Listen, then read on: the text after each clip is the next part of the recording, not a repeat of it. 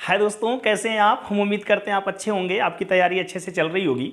आज फिर हम वर्गमूल और घनमूल की बात करने वाले हैं और उस पर आधारित कुछ क्वेश्चन लगाने वाले हैं। लेकिन सबसे पहले आइए हम देखते हैं कि कैसे किसी भी संख्या का वर्गमूल हम परफेक्ट स्क्वायर नंबर जो होते हैं और परफेक्ट क्यूब नंबर जो होते हैं, जिसका पूर्ण वर्गमूल और पूर्ण घनमूल निकल पाता है, उनका कैसे हम मुजबानी बहुत जल्दी से निकाल पाते हैं। हालांकि पहले भी मैंने बताया है, लेकिन एक बार फिर आपको आज बताने की कोशिश करता हूं। जैसे मान लीजिए 4096 आपको दिया गया है और कोई कहता है कि आप इसका क्या निकालिए, वर्गमूल निकालिए। 4096 का वर्गमूल मैंने देखिए यहाँ पर लिखे हुए हैं, आपको ध्यान दीजिए। ये नंबर आपके दिए गए हैं, इन नंबरों का स्क्वायर करने पर इकाई अंक पर क्या मिल सकता है, 1 4 9 6 5 6 9 4 1 0 देख सकते हैं आपकी मिल सकता है। इकाई अंक पर क्या मिल सकते हैं, वो संभावनाएं आपकी यहाँ पर दी गई हैं। जैसे मान लीजिए आपके पास ये नंबर दिया गया है, इकाई अंक पर आपको क्या दिख रहा है, तो अब जैसे ये नंबर देखें square root perfect square root होंगे तभी आप निकालेंगे। तो यहाँ से आप क्या करेंगे, इनको ऐसे दो का जोड़ा बना के अलग कर लेंगे। बकिया इधर जो बचेगा, देखिए दो का जोड़ा आपने बना लिया, इकाई अंक पर 6। इकाई अंक पर 6 होने की संभावना कब हो सकती है, इकाई अंक पर 6 होने की संभावना तब हो सकती है जब क्या होगा, वो क्या होगा उसके इकाई अंक पर 6, इसका मतलब और उसके वर्गमूल में 4 भी हो सकता है और उसके वर्गमूल में क्या हो सकता है दोस्तों, 6 भी हो सकता है। 4 और 6, तो 4 भी हो सकता है इकाई अंक पर और 6 भी हो सकता है। अब इधर देखते हैं कि क्या हो जाएगा। तो हम देखेंगे जो 40 हमारा बचा हुआ है, 40 किसके स्क्वायर के पास है, तो 6 के स्क्वायर के पास है। मतलब 6 का स्क्वायर करते हैं तो 36 आता है। तो जिसके स्क्वायर के पास है, जिसके स्क्वायर से मतलब ये क्या है, ज़्यादा हो, मतलब इसकी जिसका भी स्क्वायर करते हैं उससे ये ज़्यादा होना चाहिए, कम नहीं हो जाए। 6 का स्क्वायर 36 होता है, उससे ज़्यादा है। तो अब देखते हैं अगला क्या होगा, 7। तो जिन जो स्क्वायरों के बीच में ये नंबर पड़ता है उन्हीं का हम गुणनफल कर लेते हैं। 6 सत्ते क्या हो जाएगा, 42। 6 सत्ते क्या हो जाएगा, 42। अगर यह नंबर ध्यान दीजिएगा, अब तो ये 6 के स्क्वायर से कम है। 40 तो क्लियर हो गया आपका कि 6 के स्क्वायर से नंबर, तो यहाँ पे दोनों जगह पे आपका 6 होगा। लेकिन भाई कौन वाला होगा, 64, ये 4 वाला हम लेंगे 6 या 6 वाला 6 लेंगे। तो इसके लिए हमें क्या करना होगा कि जिसके स्क्वायर के पास था या जिन दो स्क्वायर नंबरों के स्क्वायर के बीच में पड़ता है, उन दोनों नंबरों का हम गुणा कर लेते हैं। अगर ये गुणनफल जो होता है, इससे क्या होता है, इस गुणनफल से ये नंबर यदि कम है, अगर ये कम होगा, ध्यान दीजिए कम होगा तो इसमें कम वाला ले लेंगे। यदि इससे ये ज़्यादा होगा तो क्या करेंगे, ज़्यादा वाला लेंगे। जैसे देखिए इससे ये कम है, इसलिए हमारा आंसर क्या हो जाएगा, 64। अगर इससे 42 से मान लीजिए यहाँ पे 44 होता तो हमारा आंसर क्या हो जाता, 66। बात को हमारे समझ रहे होंगे। तो आइए जरा, नहीं अगर समझ में आए तो अगले क्वेश्चन में हम समझने की कोशिश करते हैं, इसको कहते हैं।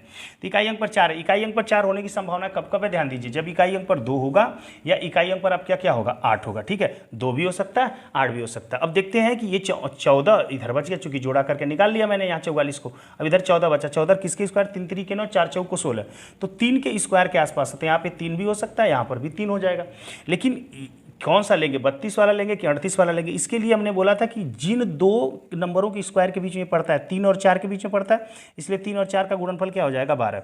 और 12 से ये क्या है, ज़्यादा है। 12 से देखिए ये क्या है, ज़्यादा है। 12 से ज़्यादा होगा तो इसमें ज़्यादा वाला हमारा क्या हो जाएगा, आंसर। इसका मतलब हमारा 38 क्या हो गया, आंसर। तो ऐसे बड़े से बड़े नंबरों का भी आप स्क्वायर, बिल्कुल स्क्वायर रूट मुजबानी निकाल सकते हैं। यही नहीं, दशमलव में भी नंबर दिए गए तो उनका भी कैसे निकाल पाएंगे, आइए देख लेते हैं उसको भी। दोस्तों आपके पास एक क्वेश्चन यहाँ पे आया गया है, 36.1 और 102.4। 36.1 और 102.4 आपको दिखाई दे रहा है। देखिए दशमलव का समझौता कर दीजिए, एक अंक इसका हटा दीजिए, एक अंक इसका हटा दीजिए। अगर दशमलव हटा दिए तो दशमलव है नहीं यहाँ पे, ये जाएगा 361/1024। बात समझ रहे हैं, दशमलव एक अंक पर हट गया अपने आप। अब देखिए 361 है, तो आप अगर मुजबानी आपको याद है तो आप कह देंगे कि 19 का स्क्वायर, क्या बोलेंगे 19 का, या इकाई अंक पर 1 है तो इकाई अंक पर 1 होने की कंडीशन क्या हो सकती है, 1 भी हो सकता है, 9 भी हो सकता है। बात समझ रहे हैं। लेकिन इधर बचा क्या, इधर देखिए जोड़ा निकालिए, इधर 1 का स्क्वायर और 2 के स्क्वायर के बीच में पड़ता है, 1 का और 2, चूंकि यहाँ पे 1 होगा दोनों जगह।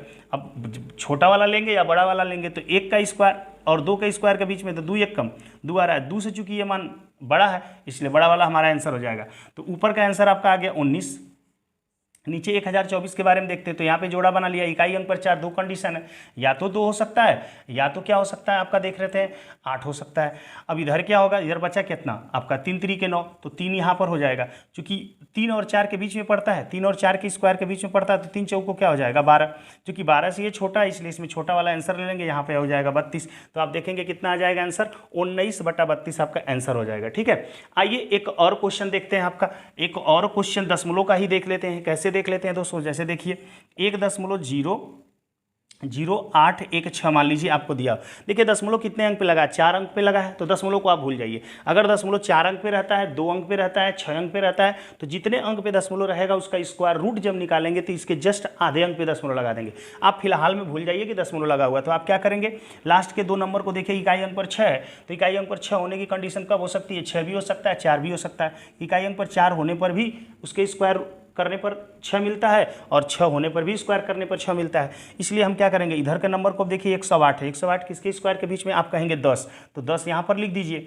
लेकिन कौन वाला सही होगा, 104 वाला, 106 वाला, तो उसके लिए क्या करेंगे, 10 और 11 के इसके बीच में है, तो 10 और 11 का गुणनफल क्या हो जाएगा, 110। 110 से ये मान क्या है, 108 वाला छोटा है, इसलिए छोटा वाला हमारा क्या हो जाएगा, आंसर हो जाएगा। 110 से 108 क्या छोटा है, इसलिए छोटा वाला हमारा क्या हो जाएगा, आंसर हो जाएगा। लेकिन दोस्तों ये तो पूरा दशमलव नहीं लगा रहता तब तो आंसर होता, पूरा दशमलव नहीं लगा रहता तब तो आंसर होता, लेकिन दशमलव चूंकि 4 अंक पे लगा था, इसलिए जब वर्गमूल निकालेंगे तो 2 अंक पे दशमलव लग जाएगा, तो ये हो जाएगा 1.04। 1.04 का ये क्या है, वर्ग है, इसका मतलब इसका वर्गमूल क्या हो जाएगा, 1.04। ये भी बात आप समझ पाए होंगे कि कैसे हम दशमलव के नंबरों का भी निकाल पाए। अब आइए आपको दिखाते हैं कि कैसे हम घनमूल निकाल पाते हैं। ठीक है, ऐसे ही नंबरों का घनमूल कैसे निकाल पाते हैं। हाँ दोस्तों देखिए, आपके सामने 3 क्वेश्चन रखे हुए हैं और तीनों में आपको क्या निकालने हैं, घनमूल निकालने हैं। ध्यान रखिएगा, घनमूल जब किसी का घन करते हैं तो इकाई अंक पर क्या मिलता है, इकाई अंक पर सभी नंबर मिलने की संभावनाएं होती हैं, 0 1 2 3 4 5 6 7 8 9।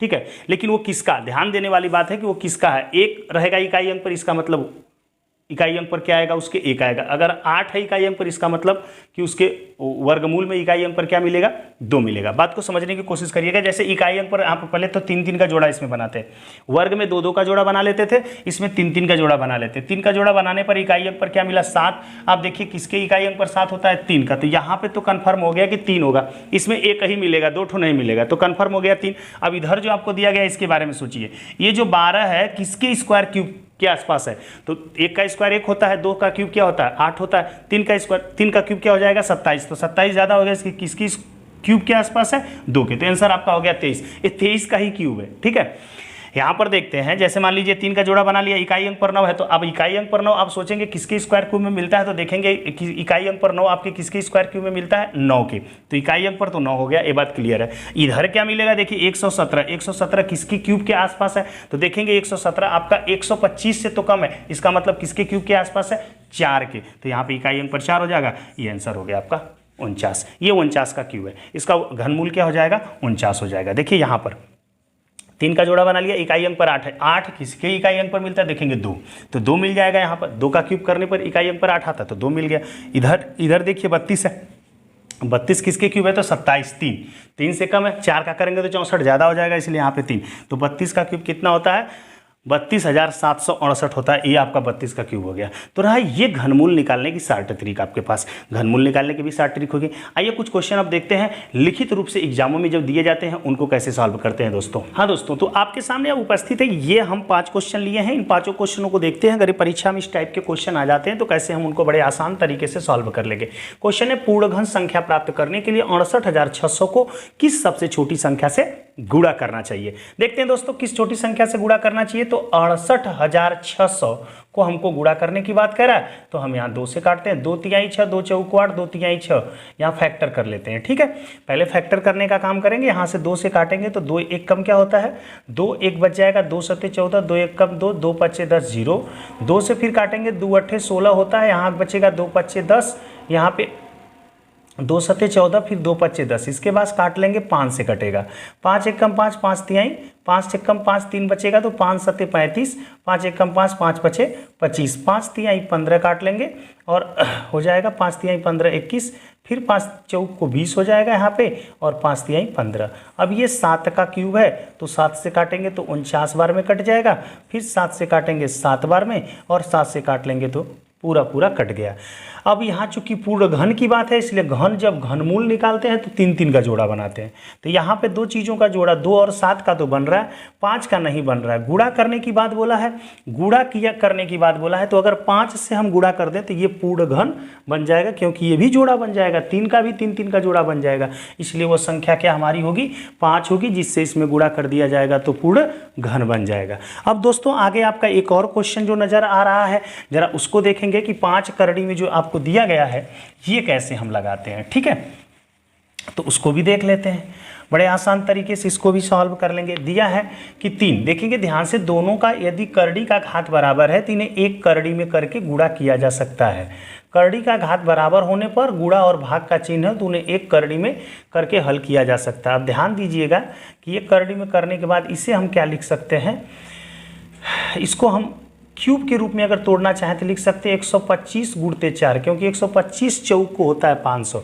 इसको लिख सकते हैं क्या, 8 दूना के 16, क्योंकि 8 एक क्यूब नंबर है। अब देखिए 125 बाहर निकल के क्या हो जाएगा 5, 8 निकल के बाहर क्या हो जाएगा 2, और 4 दूना के 8 भी बाहर निकल के क्या हो जाएगा 2। तो 5 दूना के 10 दूना के क्या आ जाएगा 20, और आपका आंसर हो जाएगा 20। एक क्वेश्चन और आपको नजर आ रहा है दोस्त, इसको भी देख लेते हैं। जैसे ये क्वेश्चन आपका तीसरा जो दिया गया है, ये इस प्रकार का क्वेश्चन है, बहुत ध्यान से इसको देखिएगा। यहाँ पर आपको थोड़ा ध्यान देना होगा, पीछे से ऐसे क्वेश्चनों को सॉल्व करते हैं।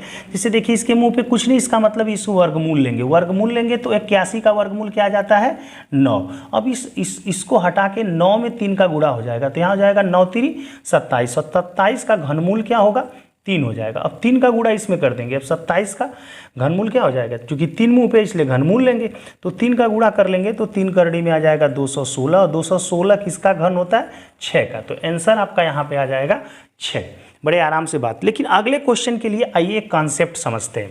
अगले क्वेश्चन को सॉल्व करने के लिए दोस्त एक कॉन्सेप्ट समझते हैं। क्या कॉन्सेप्ट है, जरा उसको समझने की कोशिश करेंगे। जैसे देखिए हमें 11 का यदि स्क्वायर करना हो तो जेठ हो एक एक दिया गया है, गिनती गिनते हुए चले जाएंगे, 1 2 फिर इधर हो जाएगा घटते हुए क्रम में। जैसे 111 का स्क्वायर है तो 1 2 3 तक जाएंगे, फिर घटते 2 1, ये इसका स्क्वायर होता है। और आगे अगर जाए देखिए 4 ठो अगर एक हो जाए, इसका स्क्वायर करना हो तो 1 2 3 4, फिर घटते 3 2 1, ये हो जाएगा, ठीक है। अगर 5 ठो हो जाएगा दोस्त तो इसका स्क्वायर करेंगे तो 1 2 3 4 5, तो क्लियर हो गया। फिर घटते क्रम में है 4 3 2 1। अगर आपको ऐसा भी कहीं दिख जाए और कोई पूछे कि इसका वर्गमूल क्या होगा, भाई ये इसका वर्ग है तो इसका वर्गमूल क्या होगा, तो आप देखेंगे 1 2 3 4 5 तक है और 4 3 2 है, तो इसका मतलब 5 ठो 1 हो जाएगा, तो वो उसका क्या हो जाएगा वर्गमूल हो जाएगा। ठीक उसी प्रकार से आपका नंबर यहाँ पे है 1 2 3 4 5 6 7, देख रहे हैं 7 फिर 6 5 4 3 2, इसका मतलब कि 7 को 1 जो होगा वही इसका वर्गमूल होगा। तो 1 2 3 4 5 6 7, ये आपका क्या हो जाएगा आंसर। इसको भी आप बड़े आराम से लगा पाए और एक कॉन्सेप्ट भी आपको समझ में आया होगा कि जितना 1 होगा उतना गिनती गिनते चले जाएंगे, फिर पीछे घटते हुए क्रम में चले जाएंगे, ठीक है। आइए एक 5वां क्वेश्चन देखते हैं जो कि बड़ा अच्छा क्वेश्चन लग रहा है, ये भी इसको भी सॉल्व कर लेते हैं। ये क्वेश्चन आपको दिख रहा होगा यहाँ पे कि करड़ी में 0.01 है, फिर प्लस यहाँ पे लिखा गया है करड़ी में 0.81 है, फिर करड़ी में आप देख रहे होंगे कि 1.21 है, फिर करड़ी में आप देख रहे होंगे कि ये होगा 0.0009। समझ पा रहे हैं? तो ये देखिए वर्गमूल हम लेने जा रहे हैं, 0.2 अंक पे लगा है और अंक जो है 1 का वर्गमूल 1 होता है, 2 अंक पे है इसलिए 1 अंक पे 0 लग जाएगा। 81 का वर्गमूल 9 होता है, 2 अंक पे 1 अंक पे लग जाएगा। 121 का वर्गमूल 11 होता है, 2 अंक पे है 1 अंक पे, और ये 9 का वर्गमूल 3 होता है तो 4 अंक पे है तो 2 अंक पे 1 0 बढ़ा के 0 लगा लिया। अब इसको देखो दोस्तों जोड़ देना है, जोड़ना है तो दशमलव के बाद 2 अंक किसी में है और किसी में 2 अंक नहीं है तो 3 केवल होगा। 0 में 1 जोड़ेंगे 1 और 9 1 10 1 11 और 1 है सिलवा जोड़ देंगे 2 और 2 अंक पे दशमलव, तो 2.13 आपका आंसर आ गया। 2.13 आपका आंसर आ गया। हम उम्मीद करते हैं ये बात आपको समझ में आई होगी। आइए कुछ और क्वेश्चन देखते हैं जो हमारे एग्जामों में बार बार पूछे जाते हैं। हाँ दोस्तों देखिए कि 5 और बेहतरीन क्वेश्चन हमने लिया है जो एग्जामों में बार बार पूछे जाते हैं। आइए कैसे इनको आसान तरीके से सॉल्व करते हैं। जैसे इसमें का पहला क्वेश्चन आप देखेंगे जो कि आपको दे रखा है, क्या दे रखा है, ऐसे क्वेश्चनों को हम पीछे से सॉल्व करते हैं। देखिए ध्यान से, यहाँ पे दे रखा है करड़ी में 128 प्लस करड़ी में 260 फिर है माइनस करड़ी में 16। ध्यान से देखेंगे, पीछे से सॉल्व करेंगे। देखिए माइनस करड़ी में 16 मतलब 16 का वर्गमूल 4। अब 256 में से 260 में से 4 निकलेगा तो कितना बचेगा 256, वो भी किस में करड़ी में। तो करड़ी में 256 का मान क्या होगा दोस्त, करड़ी में 256 का मान क्या होगा 16 होगा। अब 16 जा करके इसमें क्या करेगा जुड़ जाएगा, तो 16 जब जुड़ जाएगा तो ये हो जाएगा करड़ी में कितना 144, और 144 का मान क्या होता है 12 होता है। मतलब करड़ी में 16 का मान क्या हो जाएगा 4। अब ये 260 में से 4 निकल जाएगा तो कितना बचेगा यहाँ पे करड़ी में 256, और करड़ी में 256 जब बाहर निकलता है तो कितना होता है 16। अब ये 16 इसमें जुड़ जाएगा तो कितना हो जाएगा 144, और 144 बाहर निकल के क्या होता है 12, और आंसर आपका क्या आ जाता है 12। आइए नेक्स्ट एक और क्वेश्चन आपको दिया गया है, इसको देखते हैं थोड़ा सा। इसमें क्या दिया गया है, कह रहा है करड़ी में 50। जब ऐसे क्वेश्चन आपको दिए जाएं जिनको सोल्यूशन सिंप्लीफाई एक तरह से करना है, तो इनको ऐसे भागों में तोड़िए कि एक भाग उसका पूर्ण वर्ग हो। जैसे 25 दूना के 50, ये टूटेगा भी वैसे ही। माइनस यहाँ पे देखिए 64 दूना के 128 है ना, और फिर ये हो जाएगा प्लस 16 दूना के 32, 16 दूना के क्या 32, 25 दूना के 50 छोड़ लिया हमने, और ये 64 दूना के 128, या आप छोटा छोटा फैक्टर करेंगे तो भी होगा, कोई दिक्कत नहीं। 25 बाहर निकल के क्या हो जाएगा 5, और करड़ी में बच जाएगा 2। 64 बाहर निकल के क्या हो जाएगा 8, करड़ी में बच जाएगा 2। 16 बाहर निकल के 4, करड़ी में 2। ध्यान दीजिएगा बिरादरी की बात है, सब करड़ी में 2 की बिरादरी के हैं, बट ये दोनों प्लस में है तो जुड़ जाएंगे 9 करड़ी में 2, क्योंकि 5 करड़ी में 2 ये, 4 करड़ी में 2 ये मिलके 9 करड़ी में 2। इसमें से 8 करड़ी में 2 अगर आप निकाल दें तो क्या बच जाएगा 1 करड़ी में 2 बच जाएगा, या इसी को कहेंगे करड़ी में 2, और आपका आंसर हो जाएगा राइट। यहाँ पे कह रहा है कि 3456 में किस लघुत्तम संख्या से भाग दें, क्या दें भाग दें कि भागफल पूर्ण घन बन जाए। तो ये ऐसा क्वेश्चन जब आए आपको तो क्या करना होगा, वहाँ पे आपको फैक्टर करना होगा। फैक्टर 2 से कट जाएगा, 2 एक कम 2, 2 सत्ते 14, 2 दूना के 4, 2 अट्ठे 16। 2 से काट लेंगे तो 2 अट्ठे 16, 2 छक्के 12, 2 चौको 8, 2 चौको 8, 2 तिहाई 6, 2 दूना के 4। 2 से काट लेंगे 2 दूना के 4, 2 एक कम 2, 2 छक्के 12, 2 से काट लेंगे 2 एक कम 2 अट्ठे 16। 2 से काट लेंगे 2 पच्चे, 2 चौक को काट लेंगे, 2 से काट लेंगे आप तो यहाँ पे आ जाएगा 27। 3 से काट लेंगे 9, और फिर 3 से काट लेंगे 3, और फिर 3 से काट लेंगे तो आ जाएगा 1। ये कट गया। अब देखेंगे कि 3 का जोड़ा कहाँ बन रहा है। ये देखिए 3 का जोड़ा बन गया, ये भी 3 का जोड़ा बन गया, ये भी 3 का जोड़ा बन गया। कहाँ है भाग दे दे, तो भाग किससे देंगे, जो एक्स्ट्रा बचेगा उसी से ना। जितना तो जोड़ा 3 का बन गया वो ठीक है, यही 2 एक्स्ट्रा बच रहा है। इसका मतलब अगर इसी 2 को हटा दिया जाए, मतलब 2 से इसमें भाग दे दिया जाए, तो हमारा आंसर यहाँ पे क्या हो जाएगा 2। जो एक्स्ट्रा बचता है वही हमारा क्या हो जाता है आंसर हो जाता है। तो अगला क्वेश्चन है वह छोटी से छोटी पूर्ण वर्ग संख्या कौन है जो 3, 4, 5, 6, 3, 4, 5, 6 और 8 से पूर्णतया विभाजित हो जाए। पूर्ण वर्ग बोला है और पूर्णतया कट भी जाना चाहिए, इसलिए इसका निकालेंगे लघुत्तम जैसे निकालते हैं उस प्रकार से। 3, 2 दूना के 4, 5, 2 तिहाई 6, 2 चौको 8। 2 से काटेंगे 3 नहीं कटेगा, 2 कम 2, 5 नहीं कटेगा, 3 नहीं कटेगा, 2 दूना के 4। एक बार और 2 से काट लेंगे 3, 1, 5, 3, 1। 3 से काट लेंगे 1, 1, 5, 1, 1। अब 5 से काट लेंगे तो 1, 1, 1, 1, 1। अब ध्यान देने की बात है, बोला है कि पूर्ण वर्ग में क्या होता है 2 का जोड़ा, एक अंक 2 बार। देखिए इसकी एक कमी हो रही है, अगर जोड़ा हम बनाएं, अगर वर्ग किसी का हो गया तो 1, 2 चाहिए। एक ठो जोड़ा में 3 की कमी भी हो रही है, एक ठो जोड़ा में किसकी कमी हो रही है 5 की। मतलब 2 ठो रहेगा तब ना किसी का पूर्ण वर्ग होता है, 3 2 ठो रहेगा तब ना जोड़ा बनेगा, और 5 2 ठो रहेगा तब जोड़ा बनेगा। जोड़ा बन नहीं पा रहा है, तो जिसका जोड़ा नहीं बन रहा है उसको हम एक्स्ट्रा गुणा कर देते हैं, और बकिया सबका गुणा अब कर लेंगे। जैसे 2 गुणे 2 गुणे 2 गुणे 2 गुणे 3 गुणे 3 गुणे 5 गुणे 5। ये एक्स्ट्रा गुणा किए हैं, एक्स्ट्रा गुणा किए हैं, एक्स्ट्रा गुणा किए हैं। जो एक्स्ट्रा गुणा किए हैं आपको दिखा दे रहे हैं, एक 2 का एक्स्ट्रा गुणा है, एक 3 का, एक 5 का। क्यों? क्योंकि जोड़ा बनाने के लिए। अब सबका हम गुणा कर लेंगे तो ये हमारा आंसर आएगा।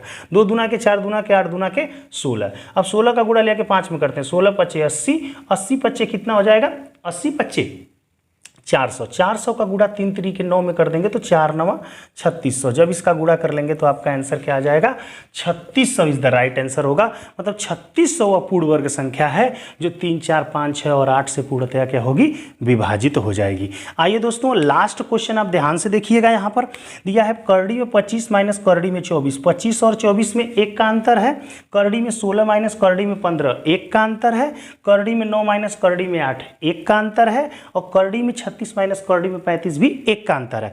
अगर करड़ी में दिए गए मान इस प्रकार से हों और उनके बीच में अंतर समान हो और आपसे पूछे इसमें कौन बड़ा है, जो तो देखने में बड़ा लगता है वो छोटा होता है, जो देखने में छोटा लगता है वो बड़ा होता है। तो पूछा है सबसे कम मान कौन है, तो सबसे कम मान कौन होगा आपका, ये नहीं सॉरी, इससे भी बड़ा मान आपका दिख रहा है करड़ी में 36 माइनस करड़ी में 35, तो सबसे कम मान जो सबसे बड़ा देखने में लग रहा होगा वही सबसे कम मान देगा, और जो सबसे छोटा देखने में लग रहा होगा वो सबसे बड़ा मानते हैं। यहाँ पे सबसे कम मान पूछा है, इसलिए ये आपका आंसर है।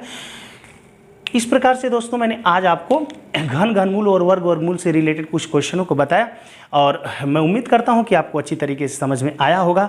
आपके कमेंट का इंतज़ार रहता है, इंतज़ार उस तरह से रहता है जैसे कि पानी से बाहर यदि मछली को निकल दिया जाता है तो बिल्कुल बेताब हो जाती है उस पानी में जाने के लिए, इसलिए मैं भी बेताब रहता हूं कि कब आपका कमेंट आता है। तो कमेंट ज़रूर करें आप, आपके कमेंट का बहुत इंतज़ार रहता है। आज के लिए इतना ही दोस्तों, जय हिंद।